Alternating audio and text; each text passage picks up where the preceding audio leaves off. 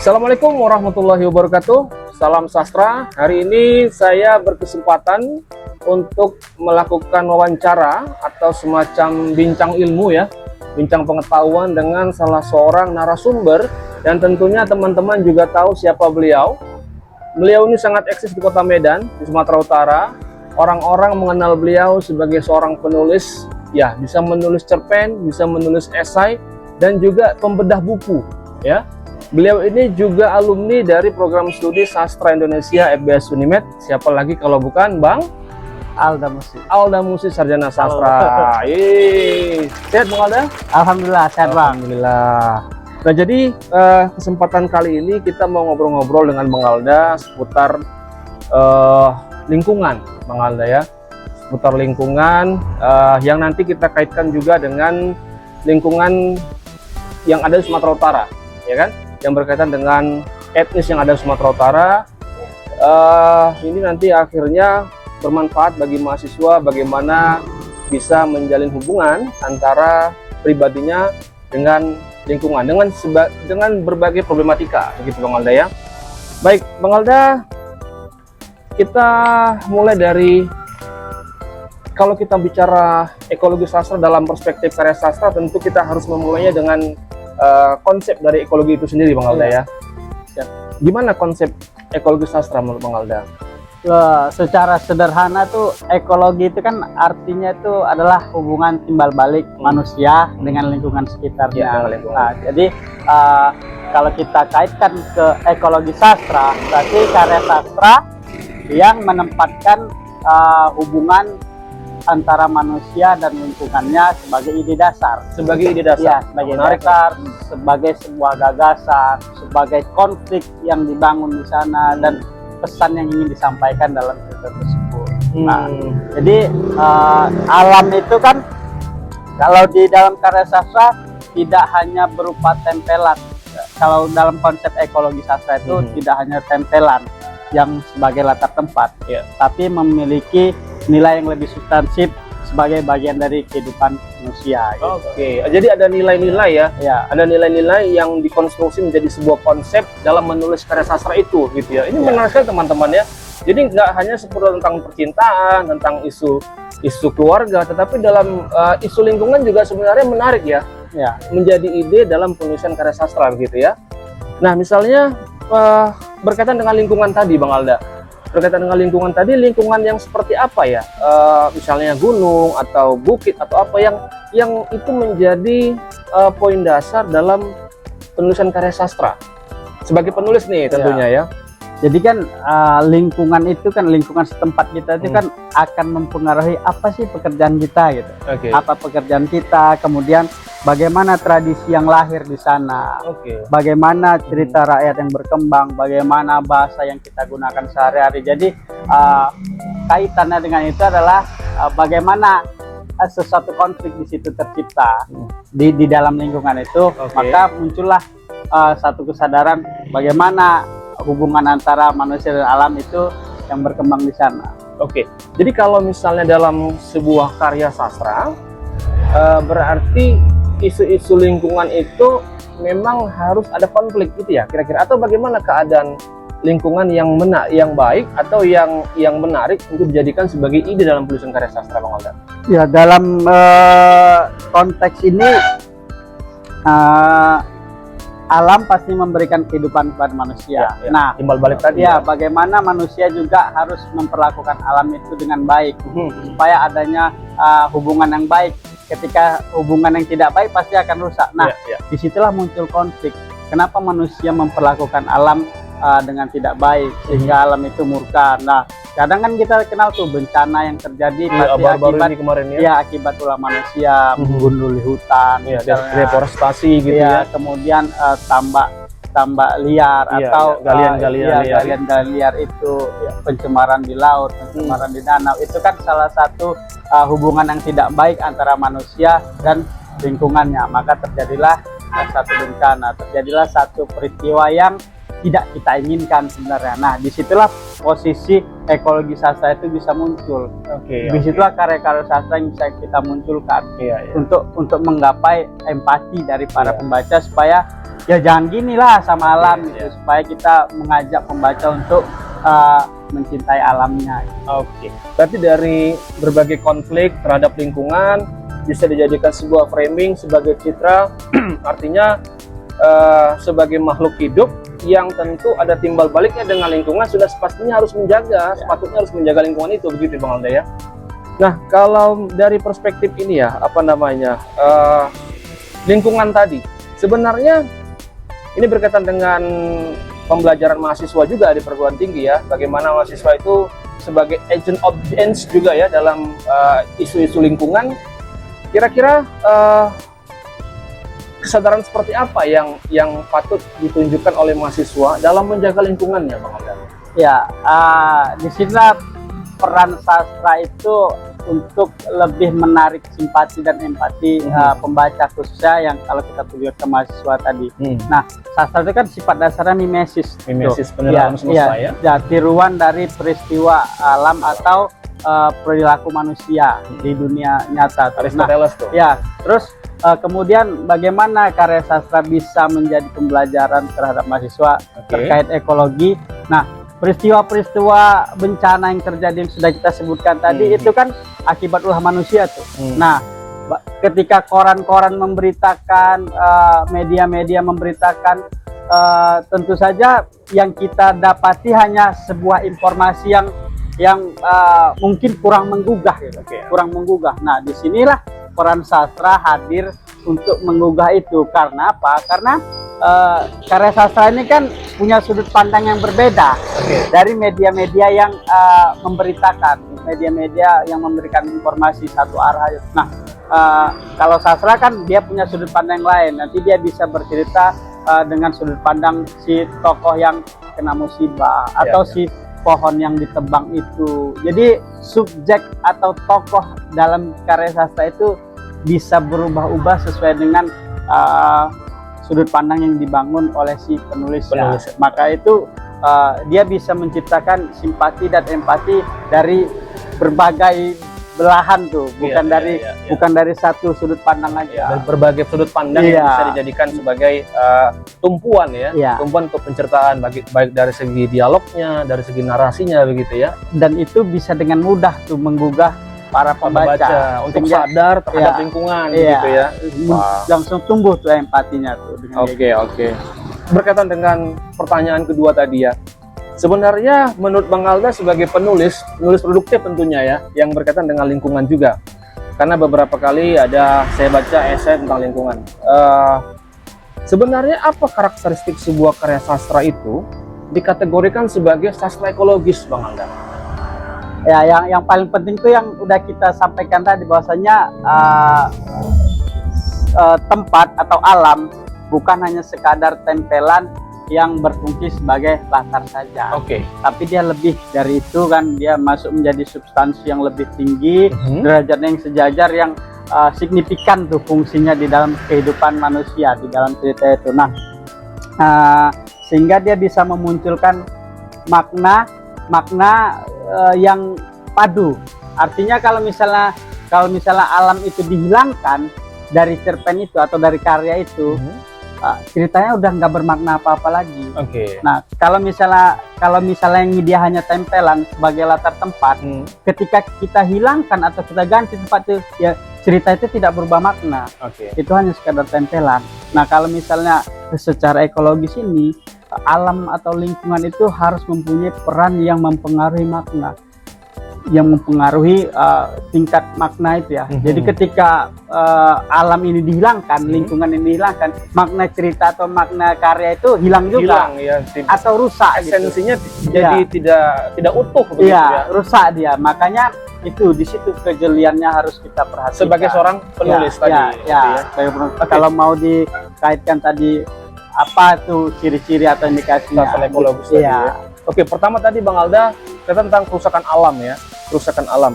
Terus apakah eksploitasi itu bagian dari kerusakan alam ya Bang ya? Ya tentu saja, eksploitasi itu kan ulah manusia tuh, tadi tuh, kenakalan manusia untuk menggerogoti alamnya. Nah, efeknya apa? Efeknya ya banyak pastinya. kalau alam udah rusak, pasti satu saat dia akan murka juga.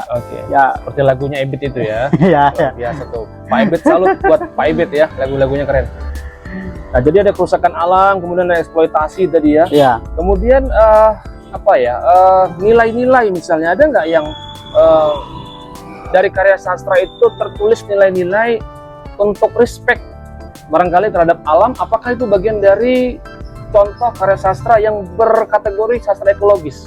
Ya, tentu Bang. Karena kan itu tadi kita mau mencapai empati pembaca supaya lebih menghargai alam, supaya lebih hubungan simbal balik manusia dan alam ini baik, langgeng gitu kan. Jadi nggak ada kerusakan yang disebabkan oleh manusia. Makanya kalau nilai-nilai itu pasti tersirat dalam karya sastra. Ya. Baik puisi, cerpen, novel atau bahkan naskah drama gitu ya. Pasti tersirat. Makanya sebagai pembaca kita harus baca betul tuh maknanya ini apa ya maksudnya ini ya. Karena cerita itu kan dia tidak mendiktekan kalian harus menjaga, enggak. Pasti dia resap tuh, lebur ya, tersirat ya jadinya. Itulah salah satu kenikmatannya juga dalam karya sastra ya, kita pembaca itu tidak sedang merasa dihakimi. Kita dikasih pilihan, dikasih gambaran, maka kita berpikirlah apa ini maksudnya. Ya, menarik ya. Jadi kita bisa memunculkan definisi sendiri gitu ya, bahkan mengkonstruksi pikiran kita juga bahwa alam itu seperti ini. Harusnya sebagai manusia kita juga harus seperti ini gitu ya. Jadi dengan literasi hijau ini, sastra hijau ini bisa mengugah gitu ya perasaan kita, pengetahuan kita untuk lebih mencintai alam barangkali ya. Ini dalam konteks mahasiswa ya. Jadi mahasiswa itu sebenarnya memang sebagai pembaca sastra, apalagi yang dia kuliah di Prodi Sastra Indonesia ya, sama seperti Bang Alda dulu ya. Jadi dia sebagai juga agen perubahan ketika dia pulang ke kampung atau di daerah sekitarnya, dia mau do something ya yang bersifat yang bisa dirasakan bahwa menjaga lingkungan sekitar itu juga penting ya kan, di kosnya misalnya, kemudian di kampus dan sebagainya. Nah, tadi sudah disampaikan oleh Bang Alda tentang kategori karya sastra yang bersifat atau berjenis sastra ekologis ya. Sekarang kita coba sedikit lebih dalam lagi membahas tentang kearifan lokal ya. Kearifan lokal dalam membangun ekologis masyarakat. Kita mengetahui bahwa Sumatera Utara ini ada 8 etnis, Bang Alda. Ini 8 etnis ya. Yang ada Sumatera Utara itu adalah kekayaan wisdom ya kan, kearifan lokal yang ada di Sumatera Utara. Dalam konteks atau dalam perspektif sastra ekologis ini apa-apa saja apa-apa saja bentuk-bentuk kearifan lokal yang bisa Bang Alda sampaikan sebagai seorang penulis nih, yang jadi ide dalam penulisan itu? Ya, Sumatera Utara ada 8 tadi yang bilang. Ya. Tentu saja ini beragam. Bagaimana? Tapi namanya beragam, kemudian caranya beragam juga, tapi sedikit banyak itu tujuannya sama. Nah, kalau kita pulang dulu ke kearifan lokal, kenapa kearifan lokal itu muncul di tengah masyarakat zaman dulu tuh, yang dari dulu tuh kan ada kan, karena kan adanya satu masalah yang mereka hadapi tuh di alam, tapi mereka mencari sendiri bagaimana jalan keluarnya. Nah, karena dulu belum teknologi belum canggih, jadi mereka memanfaatkan alam untuk menyelesaikan persoalan mereka sendiri. Jadi sebenarnya orang-orang dulu itu udah tahu bahwasanya persoalan kehidupan kita ini, jalan keluarnya ada di alam ini. Ada di alam. Maka ayo apa caranya? Dan barulah muncul kelakuan memperlakukan alam itu sebagai upaya untuk mengatasi kesulitan atau masalah hidup mereka saat itu, sebagai jalan keluar lah ya, sebagai jalan keluar.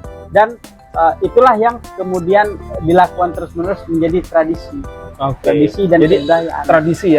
Tradisi yang menjadi faktor kebiasaan ya. Alam itu merupakan tadi kata Bang Alda adalah pedoman hidup juga gitu ya.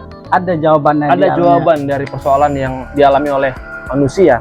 Nah, selain itu ada lagi nggak Bang? Misalnya kebiasaan tadi ya, ada kebiasaan, tradisi, nilai. Selain itu ada apa? Larangan atau apa? Ya, kita coba contoh aja kan ada 8 tuh di Sumut tuh kan. Iya. Kalau di Toba itu kan mereka punya pandangan itu bahwasanya tanah, air, hutan itu sebagai bagian hidup, bagian penting bagi keberlangsungan hidup mereka. Jadi ketersediaan itu mereka harus jaga. Mereka harus memelihara kelangsungan ketersediaannya itu. Jadi mereka lebih menghargai bagaimana mereka menghargai air, bagaimana mereka menghargai tanahnya. Nah, dengan adanya kebiasaan-kebiasaan itu kan muncul tuh kesadaran ekologis. Nah, bagaimana kaitannya dengan karya sastra nanti bisa dikaitkan, kita bisa memberikan masalah di sana supaya muncullah satu tokoh yang peduli dengan itu sebenarnya. Nah, di Karo itu juga ada konsep itu kan, konsep ini rebu namanya. Hubungan manusia dengan ruang hidupnya gitu kan, ada aturan-aturan itu juga. Karena di Karo ini kan dataran tinggi, betul. Hubungannya dengan gunung dengan bukit-bukit, itu harus dijaga. Sungai yang makanya mereka sangat menghargai itu. Dan bahkan kalau kita ke sana aja banyak tuh pantangan yang sebenarnya kita merasa itu nggak penting, tapi bagi mereka itu luhur gitu. Harus dijaga. Nggak boleh dilanggar itu. Karena bagi mereka itu adalah satu aturan, satu tradisi, satu kearifan yang harus dilaksanakan. Sekali aja kita melanggar tuh ada sanksi adatnya barangkali mungkin. Ada sanksi adat atau ada satu peristiwa yang di luar kuasa kita itu. Metafisik betul. Bisa jadi seperti itu. Dan di Simalungun, Papat dan lainnya tuh banyak juga jenis yang situ yang pada intinya mereka itu sangat menghargai alam lingkungan mereka karena mereka tahu di mana mereka hidup. Jadi mereka harus menghargai itu. Nah, itu tadi ya teman-teman, di beberapa daerah gitu ya yang berkaitan dengan etnis. Tadi Bang Alda sebut Toba, kemudian suku Karo, Pak, Simalungun. Mungkin juga ada Mandaling atau Angkola barangkali Bang ya. Iya. Itu apa kira-kira bagian-bagian dari kearifan? Kalau Mandaling dan Angkola tuh kayaknya wilayah pertanian atau perkebunan gitu ya. Jadi hasil panen itu hasil apa itu yang mereka kelola. Bagaimana supaya mereka bisa panennya berhasil? Pasti ada adat atau ada tradisi yang mereka lakukan untuk menyuburkan tanah itu dan sebagainya. Oke. Jadi ini semua adalah kearifan ya, kekayaan sebenarnya ya. Kita kategorikan sebenarnya kekayaan alam, kekayaan tradisi juga yang ada di Sumatera Utara. Tentunya ya barangkali kita boleh berbangga, tidak semua provinsi, tidak semua daerah yang punya etnis yang beragam seperti kita ya. Itu justru menjadi kekuatan kita sebenarnya Bang Alda ya. Ya justru kalau mahasiswa sastra itu justru ini peluru untuk mereka membuat karya sastranya yang bersifat ekologis, karena mereka mengetahui itu semua karena mereka adalah lahir di sana, mereka yang muncul dari sana. Jadi mereka yang paham atas tanah mereka itu, mereka yang punya ide dan gagasan untuk membuat cerita-cerita atau karya sastra yang ekologis ini. Coba dipanggil Bang. Itu mahasiswa Pak Anggi, ayo kita buat sastra ekologis. Itu ya, sastra hijau ya, sastra yang bertema lingkungan. Kita tunggu nanti kita buat jadi PR nih dalam tugas-tugas kuliah gitu ya Pak Alda ya. Kita hadirkan nanti Pak Alda di ruang-ruang perkuliahan kita. Nah sekarang kalau berbicara, tadi Bang Alda udah berbicara tentang berbagai suku dengan kearifan lokalnya ya. Air, tanah, bukit, gunung, apalagi ya, lingkungan, pohon-pohon, kemudian pertanian, peternakan, itu bagian dari kekayaan ekologis yang ada di berbagai daerah Sumatera Utara begitu ya. Nah sekarang kita coba untuk melihat apa sebenarnya tugas wajib mahasiswa yang dalam hal ini menjaga lingkungannya Bang Alda dari berbagai kerusakan alam. Apakah mahasiswa cukup melihatnya saja, memperhatikannya dan ngobrol-ngobrol dikit-dikit dengan teman-teman, atau dia justru bisa mentransformasikan itu menjadi sebuah tulisan yang bisa dibaca oleh orang banyak seperti Bang Alda bilang tadi, ya kan, bisa mencerdaskan orang dengan pengetahuan yang tertulis dalam karya sastra. Gimana Bang Alda? Jadi di kondisi yang sekarang ini kita juga harus melihat bagaimana cara kita berinteraksi dengan orang banyak gitu. Bagaimana mahasiswa ini bisa berkomunikasi dengan orang lain, orang banyak, orang yang menjangkau orang luas gitu. Kemudian dia harus mengetahui kalau aku mahasiswa nih, ketika bicara dengan esai atau dengan non fiksi yang terlalu ilmiah, apakah aku akan dipercaya gitu kan? Apakah aku akan dipercaya? Apakah aku punya kredibilitas dan integritas yang bisa dipertanggungjawabkan gitu kan? Nah, pasti banyak orang yang akan memandang sinis perlakuan itu gitu kan. Nah, lain halnya kalau kita menyampaikan itu dengan karya sastra. Nah, karya sastra ini kan ya siapa saja bisa tulis dan sifatnya kan fiksi. Ya fiksi itu bukan berarti tidak logika ya. Fiksi itu banyak logika. Saja begitu ya. Bukan hanya rekaan, tapi sastra tadi kan mimesis tuh. Nah, dia bersumber dari kehidupan nyata dan dia olah menjadi sebuah karya yang bisa menyentuh. Nah, karya sastra itu kan kuncinya ada di tokoh tuh, di tokohnya dan konfliknya. Dan konflik yang dibangun ya. Iya, bagaimana antara konflik dan tokoh ini saling menguatkan satu sama lain. Konflik yang terjadi itu bisa membuka sifat-sifat watak atau karakter si tokoh. Nah, disitulah si mahasiswa ini bisa membongkarnya. Ketika satu alam terjadi bencana, apa yang harus dilakukan tokohnya? Nah, bagaimana reaksi tokohnya terhadap bencana itu? Bagaimana reaksi tokoh untuk mengembalikan atau menyemangati orang-orang yang malang, orang-orang yang terkena bencana? Di situ perannya bisa diambil. Jadi kayaknya lebih fleksibel kalau kita nulis karya sastra. Karena orang tidak akan memandang siapa penulisnya, tapi orang akan memandang apa yang dia tuliskan. Apa yang dia tulis, empati apa yang dia tawarkan, peristiwa besar apa yang harus kita selesaikan ada di sana. Keteguh apa tokoh yang dia narasikan dalam cerita itu, gitu ya. Nah, itu tadi ya, menarik sekali apa yang disampaikan Bang Alda. Sekarang tinggal bagaimana mahasiswa mau mengeksekusi, ya kan? Teori-teori sudah disampaikan, petuah-petuah juga sudah disampaikan, amanah-amanah sudah disampaikan. Sekarang mau nggak mahasiswa mengeksekusi? Nah, itu tadi ya, Bang Alda sudah menyampaikan banyak sekali isu-isu lingkungan yang bisa dijadikan sebagai konsep ide dalam penulisan karya sastra, entah itu puisi, cerpen, novel, atau berbagai jenis karya sastra lainnya. Begitu Bang Alda ya? Nah, sekarang kita coba mengulik nih, mencari tahu di Sumatera Utara ini kan sangat produktif ya Bang ya, para penyair, para cerpenis, novelis ya, untuk menulis karya sastra tentunya ya. Tapi untuk menulis karya sastra yang bertema ekologis, banyak nggak Bang Alda? Sepanjang yang kita tahu aja itu ya, sepanjang yang kita tahu, sepanjang yang pernah kita lihat atau kita baca itu, yang menulis tentang ekologi itu kayaknya Sitor Situmorang ya. Sitor Situmorang, dia ada puisi judulnya Danau Toba. Oh, itu sangat ekologis sekali itu ya, Danau Toba itu. Kemudian ada cerpennya juga Danau Toba juga ya. Kemudian ada almarhum Pak Damiri Mahmud, sastrawan Sumatera Utara ya. Kumpulan puisinya Damai di Bumi. Damai di Bumi. Saya pernah baca itu beberapa puisi-puisi. Ada juga cerita-cerita rakyat yang anonim itulah ya, yang anonim itu kan asal usul Danau Toba. Kemudian puisi-puisi Melayu kan banyak juga tuh. Puisi-puisi Melayu ya. Nah, terus legenda Batak atau tradisi lisan di Batak itu kan banyak. Itu beberapa yang masa lampau kayaknya, atau yang udah lama lah tuh. Ada yang beberapa yang di era kekinian dari 2015 ke atas kayaknya, 2015 sampai ke sana. Ada juga yang saya kenal tuh beberapa tuh nih, kayak ini tentang laut. Oh, ini antologi puisi syair maritim Nusantara ini ya. Puisi pilihan maritim poetry competition. Ini karya siapa Bang? Ini ada beberapa penulisnya banyak gitu kan. Ada kompetisi, tapi temanya itu adalah laut. Oh, ini temanya maritim. Karena maritim kan temanya laut. Jadi ada beberapa puisi yang mengangkat soal ekologi, khususnya laut tuh, bagaimana hubungan manusia dengan laut.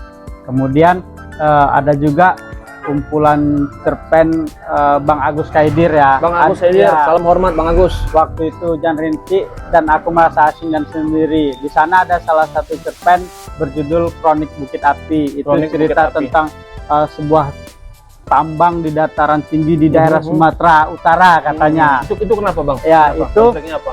Itu konfliknya bagaimana ada orang yang mati secara aneh. Oke. Ada orang mati secara aneh, diperkirakan bahwasanya dia adalah tumbal Begu Ganjang. Oke. Nah, tapi tokohnya itu punya bukti bahwasanya itu bukan kerjaan Begu Ganjang. Ada dendam antar manusia. Kemudian juga setelah ditelisik-telisik ternyata di sana ada sebuah tambang emas. Ada sebuah tambang emas. Ini di mana lo? Settingnya di Batang Toru ya? Kalau iya. Sekitar, arahnya ke sana tuh kayaknya. Oke. Karena kan di sana di Batang Toru itu dataran tinggi, kemudian ada tambang emas. Jadi ternyata di ending ceritanya itu orang-orang yang mati itu ternyata adalah bisa kita bilang korban dari dari eksploitasi. Iya, eksploitasi hutan tadi, eksploitasi alam itu tadi. Gitulah dia indikasinya ke sana dia mengarahnya. Jadi kematian bersebab Begu Ganjang itu dia singkirkan dengan kebenaran baru bahwasanya ini matinya karena ada tambang ini. Apakah ini tumbal tambang tersebut atau memang apakah ini karena kemarahan alam, karena alamnya sudah dirusak? Ya itu kita gali lagi sesuai dengan pemahaman interpretasi kita juga dalam membaca karya sastra. Jadi nggak hanya satu perspektif gitu ya. Makanya tuh enaknya tadi karya sastra itu dia beragam sudut pandang, beragam tafsir. Jadi kita bisa menggali mana sih yang makna yang sebenarnya ini, ya, atau makna yang berkembang banyak ini bisa kita pakai juga. Ya kan, semakin banyak makna yang berkembang, semakin banyak pengetahuan atau empati yang bisa kita terima gitu, yang bisa kita dapatkan. Oh, kalau pemahaman dari si A begini nih, berarti kita nggak boleh gini, atau pemahaman dari si B gitu gini. Kan itu membuat jadi kekayaan sudut pandang, kekayaan makna, kekayaan juga bagi pengetahuan si pembacanya. Betul, betul sekali. Kemudian ya ada satu lagi. Ada satu lagi tuh nih. Kita bahas coba yang ini, yang kita mulai dari yang old ya, dari yang tua ya. Kita coba melihat tadi ada Bang Alda sebutkan puisi, kalau nggak salah puisi atau cerpen ya, Danau Toba karya Sitor Situmorang ya. Itu kisah tentang apa, Bang Alda? Puisi itu dia ceritanya tentang sebuah keluarga yang hidup di Danau Toba tuh. Jadi dia bekerja, dia berkehidupan di sana, dia cari uang, dia berinteraksi dengan orang-orang di sana. Maka kenapa ini bisa dianggap ekologis? Karena ya dia si tokoh itu dan Danau Toba itu lebur udah nggak bisa dipisahkan karena dia hidup dari Danau Toba. Jadi ada harmoni antara dia dan alam Danau Toba itu. Kemudian Danau Toba itu sebagai sumber kehidupan dia. Tempat dia bekerja atau mencari nafkah, tempat lalu lintas dia untuk kesana kemari melangsungkan kehidupannya. Gitulah. Kemudian ada satu identitas budaya yang lahir di situ. Oh, ternyata orang-orang Danau Toba itu pekerjaan kan, tradisinya di sana begini. Hasil panennya apa, hasil apanya, gitu dia. Jadi Opung Sitor ini betul-betul menggambarkan mencitrakan kehidupan masyarakat di sekitaran Danau Toba dengan berbagai problematikanya dalam dengan alam gitu ya, termasuk dalam harmoni antara manusia dengan alam, danau itu sebagai sumber kehidupan, dan juga manifestasi identitas bahwa di Danau Toba itu seperti ini loh kondisinya, di Danau Toba seperti ini loh kebiasaannya. Itu kaya sekali sebenarnya ya. Luar biasa itu.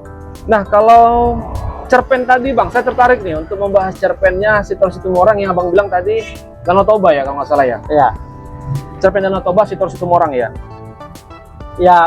Kurang lebih karena temanya pun sama ya, kurang lebih ya seperti juga. Tapi ini kalau cerpen ini kan tokohnya bisa jadi banyak, dan kemudian gaya berceritanya kan lentur. semakin mudah kita memaknai. Jadi kita bisa mendapati ada ekosistem di sana. Ekosistem itu artinya kan hubungan yang banyak tuh antar manusia yang banyak. Jadi ada penambahan gitu ya. Tetap juga dia mengedepankan ketergantungan masyarakat dengan ekosistem yang ada di Danau Toba itu. Ya, kemudian kearifan lokalnya di sana ya tetap juga menggambarkan seperti itu. Kesadaran menjaga lingkungan itu tetap digambarkan. Memang kalau sudah berbicara tentang Danau Toba nggak ada habisnya sebenarnya ya. Tinggal bagaimana sebenarnya manusia ini ya, kita berkunjung ke Danau Toba, menikmati suguhan ciptaan Tuhan itu, sekaligus kalau bisa ya merawat dan menjaganya begitu ya. Nah kemudian tadi Bang Alda juga sebut kumpulan puisi almarhum Pak Damiri Mahmud. Pak Damiri ini kan secara lebih dekat ke kita karena dia domisilinya kan di Medan. Jadi dan dia ciri khasnya kemelayuan itu. Artinya bahwasanya ya persoalan yang dekat nih dekat sekali dengan kita yang dia angkat gitu ya. Ya udah, kembali lagi bagaimana isinya itu ya bagaimana perdamaian antara manusia dan alam. Setiap karya-karya mereka ini kurang lebih tujuannya sama, perdamaian antara manusia dan alam, kemudian kepedulian terhadap lingkungan gitu kan, dan tanggung jawab sosial terhadap keberlangsungan kehidupan ini. Jadi bagaimana menjaga kelestarian alam ini, dia lebih ke situ ya, karena identitas awal beliau adalah Melayu tadi ya. Jadi ada berkaitan dengan pesisir juga begitu ya karya-karya beliau. Nah jadi tadi Bang Alda juga menyampaikan karya yang terbaru, karya-karya sastra yang terbaru yang 2015 sampai ke depan ya, 2026. Apa aja contohnya Bang? Tadi ini ada Sajak Martin. Ya tadi ini yang ini 2017 ini. 2017. Ya ini 2017. Jadi Syair Maritim Nusantara ya isinya temanya laut. Jadi beragam secara persoalan laut diangkat di sini. Salah satunya yang saya tanda ini ada kenduri laut. Kenduri laut ini kan sebuah tradisi, tradisi pesisir gitu kan. Pesisir bagaimana menghargai laut, karena lautlah yang sudah memberikan kehidupan yang begitu berlimpah kepada masyarakat di sana. Jadi istilahnya mereka memberikan laut ini juga sebagai imbalan atau ungkapan terima kasih ungkapan rasa syukur juga, rasa syukur kepada laut yang telah memberikan ini kan menunjukkan bahwasanya ada timbal balik, ada hubungan harmoni antara manusia dan alamnya.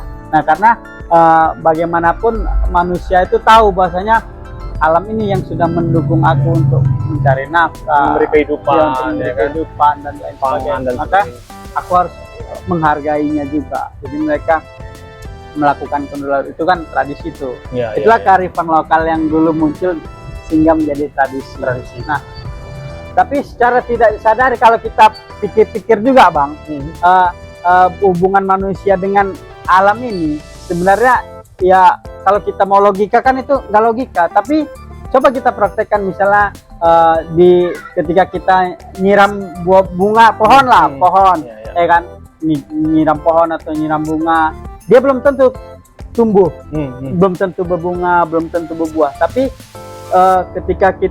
ketika orang tua kita bilang coba kau ajak cakap katanya, coba kau ajak cakap, siramnya sambil cakap atau sambil nyanyiin apa. Jadi ketika dites boleh percaya atau nggak percaya, atau coba membuktikan sendiri. Ketika kita nyiramnya kita ajak bicara dia, ya sebagai teman gitu ya. Pohon berbuahlah pohon, pengen kali aku metik buah, makan buah, mau buahmu, terus ke bunga juga berbungalah biar cantik ini. Nah itu secara ajaib beberapa waktu kemudian ya tumbuh berbuah, menghasilkan buah, dan bisa kita konsumsi. Ya karena dia juga makhluk hidup gitu ya.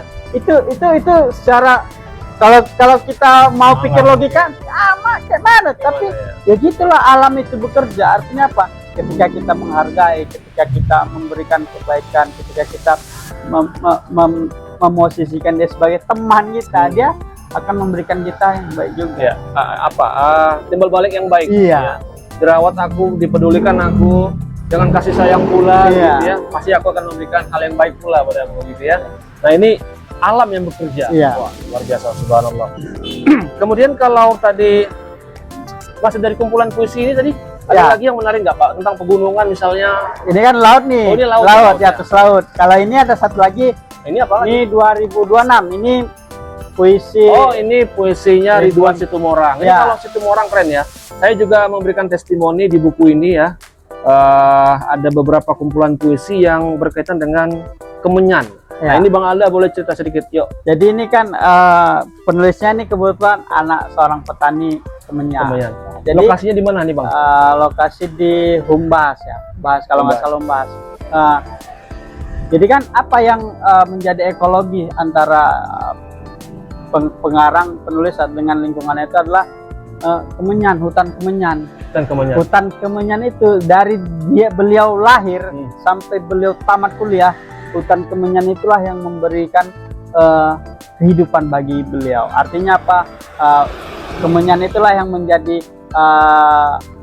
lahan untuk mencari nafkah. Kemenyan itulah yang menemani dia hidup sehari-hari di lingkungan itu. Ya. Makanya ketika di era sekarang ini kemenyan itu sudah ditinggalkan, sudah dirusak dan tidak ditanami lagi di hutan-hutan di sana, penulis merasa ada yang hilang dari hati, dan keresahan itu akhirnya dia tuliskan. Jadi ini supaya apa? Supaya tadi pembaca mendapat gambaran kan, mendapatkan empati bahwa saya begini, sekaligus perenungan juga barangkali ya. Perenungan, kontemplasi. Ya. Jadi bahwasanya pernah terjadi, pernah jaya tuh kemenyan itu memberikan kehidupan yang layak kepada dia gitu kan. Tapi sekarang karena kemajuan teknologi dan modernisasi itu, kemenyan pelan-pelan ditinggalkan dan pohonnya itu tidak ditanam lagi, tidak ditanam lagi. Jadi, berarti secara garis besar dalam buku ini banyak juga berkisah tentang perjalanan penulis tadi, Ridwan Situmorang, dengan ekosistem kemenyan di lokasinya, pengharapan, kemudian apalagi ya, semacam juga curhatan juga barangkali ya. Iya, kegelisahan dia Kegelisahan lah. Kenapa kemenyan seperti ini jadinya gitu? Karena ini kan sebuah kearifan, ini kan sebuah ekologi, seharusnya kita bisa berekologi dengan hutan kemenyan itu. Sangat ekologis sekali sebenarnya, ini berkaitan dengan ekosistem hutan, apalagi spesialisasinya langsung kepada pohon kemenyan gitu ya. Wah, salut untuk penulis. Mudah-mudahan banyak penulis-penulis baru yang terinfluensi dengan karya beliau ini. Salam hormat, Bro Ridwan Situmorang. Nah, Bang Alda sebagai penutup nih, kita udah banyak bicara berbagai hal tadi ya. Konsep sastra, ekologi sastra, kemudian karya sastra yang berkategori sastra ekologis ya. Kemudian kearifan-kearifan lokal. Sebelumnya tadi ada kesadaran ekologis mahasiswa juga, bagaimana menjaga hutan, merawat lingkungan dan sebagainya. Kemudian kearifan lokal ya, bentuk-bentuk kearifan lokal yang berkaitan dengan lingkungan, sampai dengan beberapa karya yang dibahas oleh Bang Alda. Terakhir Bang, pesan-pesan jitu nih, pesan-pesan yang kuat untuk para mahasiswa berkaitan dengan kesadaran lingkungan tadi Bang Alda. Silakan. Ya, pesan itu kalau untuk mahasiswa pasti pesannya cuma satu sebenarnya. Apa itu? Ya membacalah gitu kan. Nah, kaitan dengan lingkungan ini, membacanya jadi ada dua pekerjaan. Satu baca buku, satu baca lingkungan. Oke. Bagaimana? Satu baca buku, satu baca lingkungan. Jadi karena berkaitan dengan lingkungan, ya lingkungan ini kan nggak bisa dibaca secara teks. Jadi kita bisa melihat, memperhatikan, membaca situasinya seperti apa, kemudian jadikan renungan dan jadikan bahan untuk menulis karyanya. Pada akhirnya ujungnya ke situ ya. Setelah membaca, menginterpretasi, kemudian mereduksi, menganalisis, mensintesis, pada akhirnya harus menulis. Ya kan? Karena kan kita ingin juga menginfluenskan betul, tulisan-tulisan kita supaya orang terpengaruh, supaya orang-orang juga menumbuhkan empati terhadap hal-hal yang kita angkat gitu kan. Kan itu tujuannya. Kan kita bukan kita kenyang sendiri nih, bukan kita kenyang dengan pengalaman, dengan bacaan sendiri, bukan. Kan kita harus juga mengenyangkan orang-orang yang merasa perlu dikenyangkan juga. Itu dia. Nah, berbagi juga kepada orang-orang yang awalnya belum tahu menjadi tahu begitu ya. Terutama dalam secara lingkungan lah ya. Kita harus bisa merawat karena kita tinggal di bumi, kita hidup dan berkembang di bumi. Rawatlah bumi ya, supaya bumi juga restu pada kita. Ini seperti lagu nih ya. Nah, Bang Alda, terima kasih untuk waktunya. Luar biasa. Nanti kita jumpa lagi, ngobrol-ngobrol lagi dengan karya-karya terbaru beliau. Ini juga buku-buku beliau. Yang mau beli buku, yang mau diskusi juga dengan Bang Alda, boleh datang kemana Bang Alda? Saya ada di Kedai Buku Obelia, Jalan Amaliun nomor 152 Medan. Nah, Kedai Buku Obelia. Nah, yang mau datang silakan, Bang Alda akan menyambut dengan hangat. Terima kasih Bang Alda, kita bertemu lagi di lain kesempatan. Sehat-sehat terus. Assalamualaikum warahmatullahi wabarakatuh. Waalaikumsalam warahmatullahi wabarakatuh.